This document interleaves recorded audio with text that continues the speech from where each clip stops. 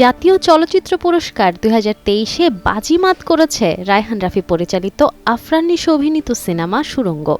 একই সময়ে মুক্তি পাওয়া শাকিব খান অভিনীত প্রিয়তমা তুলনামূলকভাবে ছিল কিছুটা সাদামাটা অবস্থায়। সুড়ঙ্গ পেয়েছে মোট ৭টি পুরস্কার, অন্যদিকে প্রিয়তমার ঝুলিতে এসেছে ৫টি পুরস্কার। ২০২৬ সালের ২৯ জানুয়ারি প্রকাশ করা হয় জাতীয় চলচ্চিত্র পুরস্কার ২০২৩-এর বিজয়ীদের তালিকা।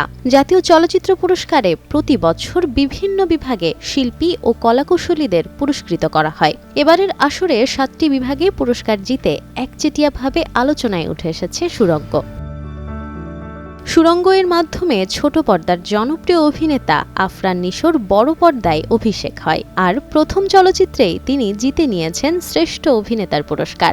ইতোমধ্যেই সামাজিক যোগাযোগ মাধ্যমে অভিনন্দন জানিয়ে একাধিক পোস্ট করেছেন তারকা ও নির্মাতারা।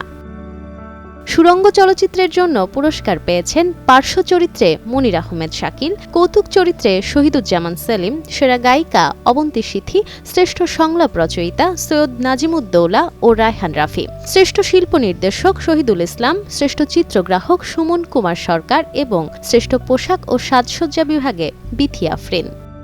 অন্যদিকে প্রিয়তমা চলচ্চিত্রের জন্য শ্রেষ্ঠ গায়ক বিভাগে পুরস্কার পেয়েছেন সঙ্গীতশিল্পী বালাম, শ্রেষ্ঠ গীতিকার মোসাম্মের অলি, শ্রেষ্ঠ সুরকার প্রিন্স মাহমুদ, শ্রেষ্ঠ মেকআপ আর্টিস্ট হিসেবে পুরস্কার পেয়েছেন সবুজ এবং শ্রেষ্ঠ কাহিনীকার হিসেবে পুরস্কার পেয়েছেন ফারুক হোসেন। ৪৮তম জাতীয় চলচ্চিত্র পুরস্কার ২০২৩-এ সুড়ঙ্গের সাফল্য সত্যিকার অর্থেই প্রশংসনীয় ও অনুপ্রেরণাদায়ক। প্রেক্ষাগৃহে মুক্তির পর থেকেই আলোচনার কেন্দ্রবিন্দুতে ছিল সিনেমাটি, আর এই সাফল্যের পর বড় পর্দার কাজেই মনোযোগী হয়েছেন আফরান নিশো। Nafisa Nowal, Times today.